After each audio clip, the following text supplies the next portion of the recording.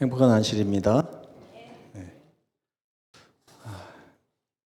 날씨가 다시 또 시원해지는 것 같아요. 서광호 집사님을 위해서 많이 기도해 주시기 바랍니다. 안식일은 성경에 보면 하나님이 우리 사람을 치료하시는 귀한 날로 묘사가 되어 있습니다. 오늘은 예수님의 두 가지 사역이라고 하는 주제로 말씀을 나누겠습니다. 절대로 잊어서도 안 되고 잊혀져서도 안 되는 예수님의 귀한 사역이 두 가지가 있습니다. 그 두 가지 사역 때문에 우리에게 희망이 있고요. 네. 이 그림을 보시면 왼쪽에는 뭐가 있어요? 네, 십자가가 있고 오른쪽에는 예수께서 우리 죄인을 안아주시는 장면이 나옵니다. 이게 바로 예수님의 두 가지 사역이에요. 근데 이걸 우리가 너무나 자주 잊어버리고 이렇게 살기 때문에 신앙이 때때로 많이 힘들고 그렇습니다. 로마서 8장 31절, 32절 굉장히 중요한 말씀입니다. 한번 같이 읽어보겠습니다. 시작. 그런즉 이 일에 대하여 우리가 무슨 말 하리요? 만일 하나님이 우리를 위하시면 누가 우리를 대적하리요? 자기 아들을 아끼지 아니하시고 우리 모든 사람을 위하여 내주신 이가 어찌 그 아들과 함께 모든 것을 우리에게 주시지 아니하겠느냐. 여기 보면 이 일이라고 하는 단어가 나오죠. 로마서 8장은 어떤 일에 대해서 이야기를 하고 있나요? 로마서 8장 1절이 유명하죠. 그리스도 예수 안에 있는 자에게는 결코 정죄함이 없나니. 이 정죄함이라는 얘기는 뭐예요? 죄 때문에 누가 나를 너 죄인이야 이렇게 얘기하는 걸 정죄라고 합니다. 근데 이 정죄함이 우리가 신앙생활함에 있어서 엄청난 장애가 됩니다. 그런데 내가 죄로 말미암아 이렇게 죄책감에 시달리고 나는 정말 자신감이 사라지고 난 정말 구원 받았는지 안 받았는지 막 이렇게 힘들 때에 이 일에 대하여 우리가 무슨 말을 할 수 있겠느냐 이런 말입니다. 그러면서 바울이 뭐라고 하냐면 하나님께서 우리를 어떻게 하고 계시다고요? 위하시고 계시다고요. 하나님이 우리를 위하시는데 누가 우리를 대적해서 말할 수 있겠느냐? 하나님으로 말하자면 어떤 분이다? 자기 아들을 아끼지 아니하시고 우리 모든 사람을 위하여 내주셨지 않느냐? 아들까지 내주신 분이 다른 거 아끼시겠느냐? 이렇게 말씀하시면서 이 두 가지가 나오죠. 아들을 우리에게 주신 것 그리고 다른 것. 보이세요? 이 말씀 가운데 두 가지가 보이십니까? 하나님이 우리에게 첫 번째로 뭘 주셨냐면 자기 아들을 아끼지 아니하셨어요. 두 번째는 그 아들과 함께 모든 것을 주신다고 그랬습니다. 이게 예수님의 두 가지 사역이라고 할 수가 있겠습니다.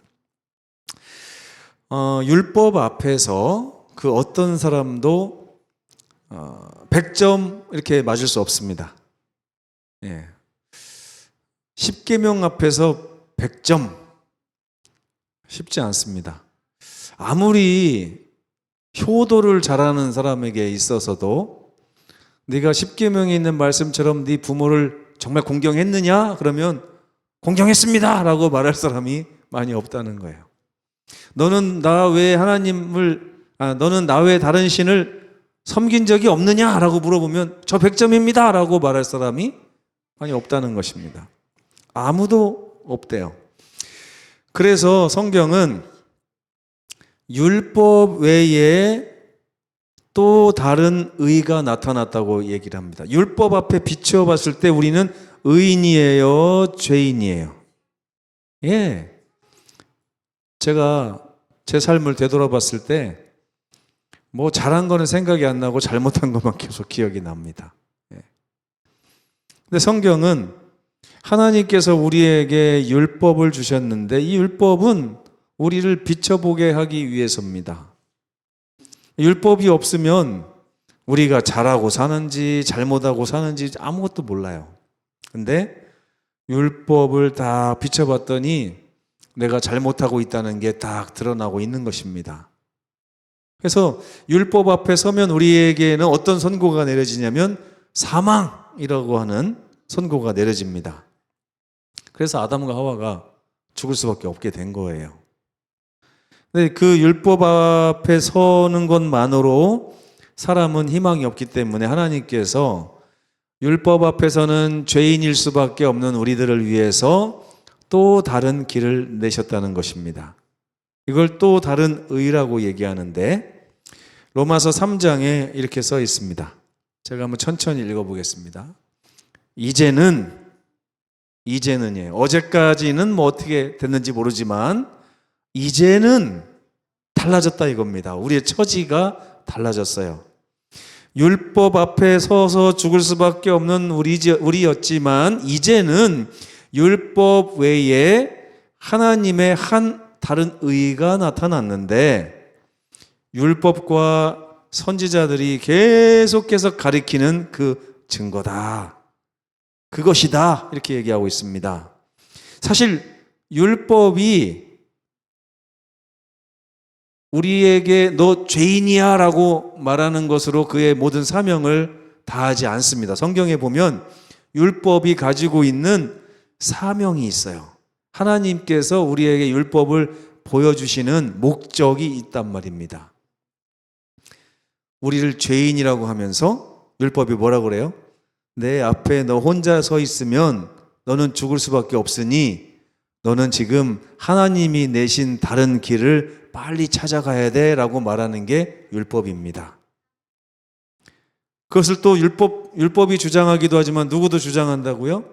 선지자도 주장을 하는데 이 율법과 선지자를 합쳐갖고 뭐라고 이해하시면 되냐면 성경이라고 이해하시면 됩니다. 이 성경이 율법도 나와 있고 선지자들의 글도 있기 때문에 율법과 선지자가 증거한다는 것은 성경이 증거한다는 뜻이에요. 그래서 이제는 율법 외에 하나님의 한 의가 나타났는데 성경이 증거하는 것이다. 성경이 가르치는 것이다. 곧 답이 나오죠. 그게 뭐냐? 예수 그리스도를 믿음으로 말미암아 모든 믿는 자에게 미치는 하나님의 의니 차별이 없느니라. 의가 뭘까요, 여러분? 쉽게 말해서 의가 뭘까요? 네? 잘했다는 뜻입니다. 잘했다는 뜻이에요. 율법 앞에서 잘했다는 뜻이에요. 죄는 뭐예요? 율법 앞에서 못했다는 거예요. 네. 근데 우리가 율법 앞에 서면 늘 부족한 존재들이기 때문에 우리 스스로 율법 앞에 서서는 안 되는데 하나님께서 우리를 위하여 한 길을 내셨고 그 길에 가입하는 사람들은 하나님께서 의로운 자라 하고 칭해 주신다는 것입니다. 예. 근데 이게 차별이 없다는 거예요. 그럼 하나님께서 우리에게 잘하신 일이 뭘까요? 좋은 일이 뭘까요? 하는 것을 우리가 살펴봐야 됩니다. 예수님이 오신 이유에 대해서 성경은 증거를 하고 있어요. 예수님이 이 세상에 오실 수밖에 없는 이유. 전 예전에 천사가 와도 되지 않았을까 이런 생각을 많이 했거든요. 예언의 신에도 보면 그런 말이 있습니다. 천사들도 제가 가겠습니다 하나님. 저 인간들 정도 구원하는 거 제 혼자 희생하면 되지 않을까요? 충분하지 않을까요? 근데 하나님께서 뭐라고 하셨냐면 너희들로는 안 된다. 내가 가야 된다. 이렇게 말씀하셨거든요. 사람한테는 지금 문제가 있습니다. 죄를 짓고 난 이후에 사람에게 있는 문제. 우리 영민이나 혜진이에게도 있는 문제예요. 이 문제가 뭘까요? 사람에게 있는 문제. 성경이 말하는 문제는 두 가지가 있습니다. 하나는 죽음이라고 하는 문제가 있어요. 죽어가요. 사람이 죽어갑니다. 태어나면서부터 계속 죽어가는 게 사람이에요. 이 죽음을 지금까지 해결한 사람이 한 사람도 없어요. 그리고 두 번째는 뭐냐면 죽는 것도 문제긴 한데 사는 것은 또 문제가 안 될까요? 사는 거 쉬워요, 안 쉬워요? 사는 게 왜 이렇게 어려워요, 그죠? 그래서 성경에도 보면 죽지 못해 산다고 이렇게 얘기를 하고 있습니다. 사람에게 있는 삶의 문제, 죽음의 문제를 사람이 스스로 해결할 수 없습니다. 예를 들어서 여러분 100살에 무조건 죽는다. 죽는 건 해결 못해도 내가 100살까지는 정말 행복하게 살 수 있다라고 장담할 수 있습니까? 안 되잖아요. 그죠? 눈물 한 방울 흘리지 않고 살겠다. 아무리 결심해도 돼요? 안 돼요? 이게 안 됩니다.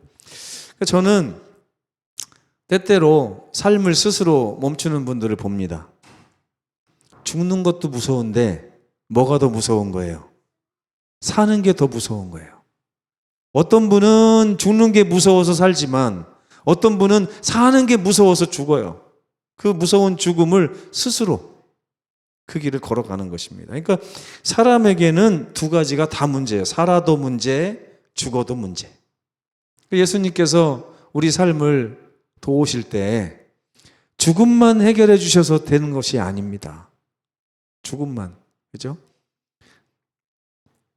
예수님께서는 두 가지를 위해서 오셨다고 히브리서 14장 15절, 2장 14절 15절에 기록되어 있습니다.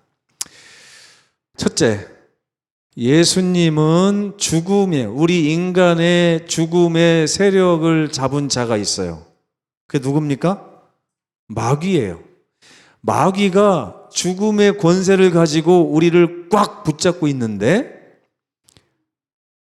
그 마귀의 권세를 멸하시기 위해서 오셨대요. 어떻게 해요? 당신이 우리 대신 돌아가심으로 인해서 우리의 목숨값을 예수님이 지불을 해버리셨어요. 그러니까 마귀가 더 이상 우리한테 네 목숨 내놔라고 말할 수 있어요, 없어요? 이제 성경적으로 없습니다. 마귀는 더 이상 우리에게 목숨을 내놓으라고 할 권리를 잃어버렸어요. 왜? 하나님의 아들께서 우리의 목숨값을 당신의 목숨값으로 대치해서 이미 지불을 해버리셨기 때문에 그렇습니다. 잘 믿는 사람을 위해서만 돌아가셨을까요? 아니면 예수님을 핍박하고 죽은 사람들을 위해서도 돌아가셨을까요? 그 목숨값은 누구 것일까요? 모든 사람을 위해서요. 그게 어떻게, 저는 예전에 의인들만을 위해서 목숨값을 지불하신 줄 알았거든요. 근데 성경에 보니까 예수께서 한 번 태어난 사람은 죽는 것이 정해져 있고 그 뒤에는 심판이 기다리고 있는데 그 심판을 위해서 누구든지 한 번은 부활한다고 써 있어요. 왜 누구든지 한 번은 부활을 할까요? 예수께서 그들의 목숨값을 지불하셨기 때문에 누구나 부활하는 것입니다. 누구나. 부활하고 나서 심판을 받고 다시 한번 영생을 선택한 사람은 영원히 살지만 영생을 거절한 사람은 그들의 원래 당할 죽음을 당하는 것입니다. 이게 성경에 나오는 첫째 부활과 둘째 부활 이야기죠. 그래서 예수님께서는 당신의 죽음을 통하여 죽음의 세력을 잡고 막 흔들고 있는 마귀의 권세를 멸하시기 위해서 오셨다라고 히브리서에 기록이 돼 있어요. 두 번째는 뭘까요? 그 죽음이라는 것이 무서워서 한평생 매여서 종로로 타는 사람들이 있어요. 그 사람들을 어떻게 해주신다고요? 놓아주기 위해서 오셨대요. 놓아주기 위해서. 여러분 살면서 삶이 자유로우십니까? 행복하시고 너무 즐겁고 그러세요? 그럴 때도 있었죠. 그럴 때도. 우리 도연이한테 물어보면 지금 그렇게 대답할지도 모릅니다. 그래서 우리가 그런 애들을 보면 뭐라고 합니까? 좋은 때다 그러잖아요. 그 좋을 때라고 얘기하는 건 뭐예요? 너 조금 있어봐. 나처럼 돼. 이렇게 말하는 거 아닙니까? 그렇죠? 김남식 집사님도 자녀들에게 이렇게 보면서 그래도 너희들 지금이 좋을 때야 이렇게 말할 수 있습니다. 근데 문제는요, 그 아이들조차 지금이 좋은 때라는 걸 잘 몰라요. 앞으로 더 좋은 때가 온다고 생각을 합니다. 아무튼 예수님은 마귀의 권세를 멸하시고 종노릇하면서 살아가는 이 불쌍한 인생들을 그 메인 곳으로부터 풀어주고 놓아주기 위해서 오셨다라고 분명히 얘기를 하고 있습니다. 그래서 죄인에게는 두 가지 믿음이 필요합니다.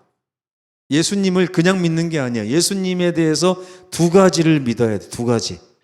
예수님이 어떤 분인가 뭐 수없이 많은 게 있지만 예수님의 능력이 뭐 제한이 있습니까? 없죠. 그럼에도 불구하고 지금 우리에게 가장 필요한 그분의 능력을 믿는 믿음이 필요합니다. 죄인들은 예수를 믿어야 하고 그의 이름을 불러야 한다고 성경은 계속해서 말하고 있는데 그 이유가 뭐냐면 그분의 이름을 부를 때에 그분이 우리를 그 권세로부터 구원해 주신다. 성경이 약속하고 있기 때문입니다. 사도행전 16장 31절에 보면 주 예수를 믿으라. 그리하면 너와 내 집이 구원을 받으리라. 전 살면서 있잖아요. 나 하나 구원받는 거는 어렵지 않을 것 같아요. 제가 성경을 연구하면 연구할수록 하나님의 말씀을 깨달을수록 나는 참 하나님의 은혜로 구원받을 것 같아요. 하늘에 갈 것 같습니다. 주님을 놓지 않는 한 그렇게 될 것 같아요. 근데 제 가족은 좀 제가 어떻게 장담할 수가 없어요. 저는 아이들을 낳을 때 저희 동서도 이렇게 목회를 하거든요. 제가 결혼했을 때 저희 동서가 아이가 둘이 있었는데 그 아이들이 얼마나 버르장머리가 없고 제 눈에 볼 때 막 교회에서도 떠들고 막 이제 아니 목사님이 애들을 왜 저렇게 키웠지? 그러면서 제가 저희 집사람한테 야, 언니네는 왜 저렇게 애들을 막 키워? 우리는 저렇게 키우지 말자. 그렇게 다짐을 했거든요. 그리고 나서 이제 거의 한 20년 가까이 지났는데 요즘엔 제가 찍소리 못 합니다. 그 동선의 아이들이 얼마나 잘 컸는지. 근데 우리 아이들을 보면요. 낙제 점수예요. 제가 볼 때 저와 집사람이 우리는 왜 이렇게 잘못 키웠을까? 이런 생각을 해요. 근데 여기 보니까 주 예수님을 믿으면 있잖아요. 나도 구원을 받을 뿐만 아니라 나의 가족들까지 하나님이 구원해 주시겠다고 하는 부분이 나오는 걸 보니까 제가 위로가 되더라고요. 제가 예수님을 부르면 내 집도 주께서는 반드시 구원해 주시겠다고 했습니다. 아직까지는 참 희망이 잘 안 보일 수도 있어요, 우리가. 근데 주님의 능력을 믿어야 됩니다. 그리고 누구든지 주의 이름을 부르는 자는 구원을 받게 될 것이다. 아무도 빠지지 않고 주의 이름을 부르는 자는 구원을 받을 것이다. 예수께서는 이 두 가지 약속을 하셨습니다. 첫째는요, 이미 이루신 십자가의 약속입니다. 내가 너희의 죽음을 위하여 내 목숨을 지불했으니 나를 믿는 자는 죽어도 살겠고 무릇 살아서 나를 믿는 자는 영원히 죽지 아니하리니 너는 내가 너에게 준 이 선물을 믿느냐라고 말씀하십니다. 믿으세요? 지금 믿으세요? 아니면 매일 믿으세요? 항상 믿으세요? 네? 항상 믿으십니까? 아침에 옆집 아저씨랑 싸워도 믿으십니까? 갑자기 내가 운영하던 회사가 부도나가지고 내 직원들이 막 나를 원망하고 그래도 주께서 나를 구원해 주실 줄 믿습니까? 여러분 이걸 분리할 줄 아셔야 돼요. 분리할 줄 아셔야 돼요. 나의 죄와 나의 구원은 상관이 없습니다. 맞아요? 내 죄와 나의 구원은 상관이 없어요. 이게 잘 안 되죠? 로마서 5장 8절을 한번 생각해 보세요. 우리가 의인일 때 그렇게 하셨다고 그랬어요? 죄인일 때 그렇게 하셨다고 그랬어요? 우리가 죄인 되었을 때에 이 죄인들을 위해서 예수께서 십자가에 목숨을 내어주심으로 건지셨다라고 말씀하셨습니다. 그러니까 내 죄가 있든 없든 예수님의 그 십자가의 사역은 나의 죄값을 다 치르셨기 때문에 내가 죄가 있어야 구원받는 거예요. 그렇다고 죄를 만들면 안 되고요. 내 죄가 자꾸만 나의 구원을 이랬다 저랬다 들었다 놨다 한다고 하는 생각은 마귀가 우리에게 들려주는 생각입니다. 제가 저번에 말씀드렸을 거예요. 그 육을 따르지 말고 영을 따르라고요. 하나님의 영께서 우리가 죄를 범했음에도 불구하고 너는 여전히 하나님의 자녀야 라고 증거하신다고 성경이 말씀하셨습니다. 그죠? 이게 바로 첫 번째 약속이에요. 십자가를 통해서 너는 죄와 상관없이 이제 내가 율법 아래 있지 않고 은혜 아래 있다라고 로마서가 말하고 있습니다. 우리는 율법 아래서 내 죄를 빗대가지고 내가 죄가 있으면 구원을 못 받고 죄가 없으면 구원을 받고 이런 게임은 이제 더 이상 안 해도 돼요. 이제는 무슨 게임을 해야 될 때입니까? 내가 율법 아래 있지 않고 은혜 아래 있구나. 나는 율법 가지고 고민할 게 아니고 하나님이 주신 은혜 가지고 고민해야 될 사람이구나. 이렇게 마음을 바꾸시라는 것입니다. 네. 이게 잘 안 돼요. 그래서 제가 오늘 좀 알려드릴 겁니다. 안식일을 기억하여 거룩히 지키라. 이런 계명 앞에 자꾸만 여러분이 서시잖아요. 그러면 여러분 지난 안식일 날 진짜 안식일을 기억하여 거룩히 지키셨습니까? 빵점이네요? 낙제입니까? 이제까지 안식일 지키고 다 헛됐네요, 그러면? 그러니까 율법 앞에서 자꾸 고민하면 답이 안 나와요. 그럼 안식일에 율법 앞에 서지 말고 어디 앞에 서야 돼요? 은혜 앞에 섭니다. 하나님, 제가 율법 앞에서는 찍소리도 못하고 하나님 앞에 왔습니다. 그러나 하나님 앞에 와보니 주의 베푸시는 그 은혜가 저에게 충만하고 충분하기 때문에 감사합니다. 제가 이 은혜의 대상으로 이 안식일에 동참한 거 너무너무 행복하고 좋습니다, 하나님. 이런 마음으로 안식일을 대하는 거하고 오늘 안식일 못 지키면 내가 낙제받을 텐데 하는 거하고는 다릅니다. 하나는 조마조마하면서 안식일 지키는 거지만 하나는 감사하면서 안식일 지키는 거예요. 그래서 이렇게 조마조마하는 사람들을 이사야에 보면 뭐라고 합니까? 니네 교회 와봤자 내 마당만 밟고 가는 거지 뭐가 있느냐? 니네가 안식일 내가 줬는데 안식일 날 와서 하나님 구원해 주셔서 감사합니다를 해봤냐? 죄가 많지만 씻어주셔서 감사합니다를 해봤냐? 하나님 저를 사랑해 주셔서 너무너무 고맙습니다 하고 행복하면서 돌아간 적이 있느냐? 그냥 와가지고 시간만 몇 시간 갖다 바치면 하나님이 구원해 준다고 믿고 그렇게 마당만 발딱하지 않았느냐? 이렇게 주께서 말씀하시는 거예요. 두 번째 약속이 있습니다. 이 십자가의 은혜를 이미 우리에게 주신 후에 예수께서 승천하시면서 뭐라고 하셨어요? 볼지어다 내가 세상 끝날까지 너희와 항상 함께 있으리라. 예수님은 왜 우리와 함께 하시려고 할까요? 왜? 그러니까 사랑하시는데 왜 함께 하시려고 할까요? 왜? 그냥 같이 있고 싶어서 그러실 수도 있지만, 김미연 집사님을 이 밤에 저기 한 500m나 떨어져 있는 화장실에, 옛날 푸세식 화장실에 혼자 보내려니까 마음이 놓여요, 안 놓여요? 그러니까 하나님이 내가 같이 갔다 올게 그러는 거예요.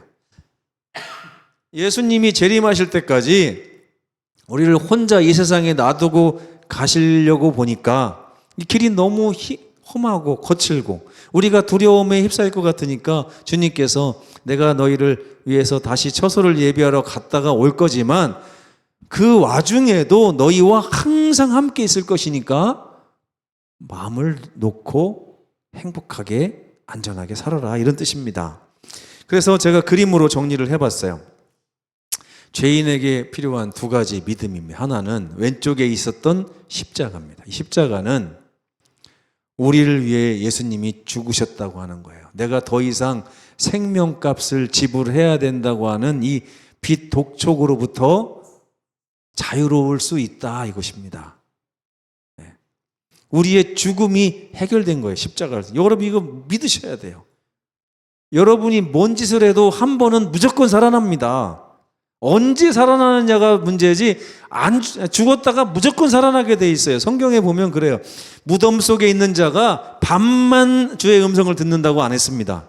무덤 속에 있는 자가 다 그의 음성을 들을 때가 오나니 곧 이때라. 그죠? 듣는 자는 살아나리라.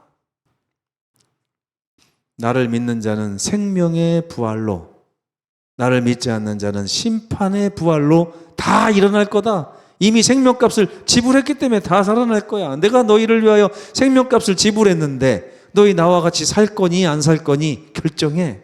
선택해. 나와 함께 살기를 원하면 생명의 부활로 올 것이다. 그러나 나와 함께 살기를 원치 않으면 심판의 부활로 갈 것이야. 이미 믿지 않으면 심판을 받은 거야 라고 예수께서 말씀을 하셨습니다. 두 번째는 뭐예요? 이제 예수님의 재림 때까지 우리가 살아야 되잖아요. 그죠? 살아야 되는데 예수님께서는 우리와 함께 하시겠다는 겁니다. 야곱에게 약속하셨던 창세기 39장 2절의 말씀 뭐라고 합니까? 내가 너에게 한 약속을 다 이루기까지, 너를 다시 인도하여 이 땅으로 다시 오게 할 때까지 내가 너를 결코 떠나지 아니하리라고 말씀하셨던 그 주님의 약속이 지금 우리에게도 주어져 있는 것입니다. 여러분과 함께 하시겠다고 그랬어요. 제가 김남식 집사님하고 함께 한들 뭔 유익이 되겠습니까? 밥 한 그릇 더 축낼 뿐이죠. 그러나 주님께서 집사님과 함께 하신다고 하면 두려울 게 없는 거예요. 네. 여러분 살면서 우리가 아플 수도 있습니다. 머리카락 빠져서 좀 대물이 될 수도 있고요. 저도 허리가 아파서 지금 3년째 계속 고생을 하고 있습니다. 아팠다 안 아팠다 막 반복을 해요. 서광호 집사님 이렇게 볼 때마다 제가 참 기도가 절로 나옵니다. 그러나 그거 문제 없습니다, 여러분. 왜? 하나님의 손, 옆에 계신 주님 손 붙잡고 가면 돼요. 근데 만약에 가다가 주님이 너가 이 길을 다 걷기가 힘들겠구나 그러면 잠재워 주실 겁니다. 뭐 죽는 게 뭐 걱정입니까? 그분이 다시 부를 때 일어날 텐데. 안 그래요? 주님 제가 제 자식들 다 책임지고 가야 되는데요. 그럼 뭐라고 해요 주님이? 내가 책임질게. 안심하고 가. 잠깐 쉬거라. 주께서 사랑하는 자들에게 잠을 허락하시는도다라고 계시록 14장에 기록되어 있습니다. 그렇죠? 죽는 거 겁내실 필요 없어요. 여러분이 갑자기 비행기 타고 가다가 이렇게 사고 나서 생을 마친다 할지라도 주님 손만 붙잡고 있으면 아무런 걱정이 없습니다. 하나님 제가 엄마도 놓고 가고 애들도 놓고 가고 남편도 놓고 가는데요.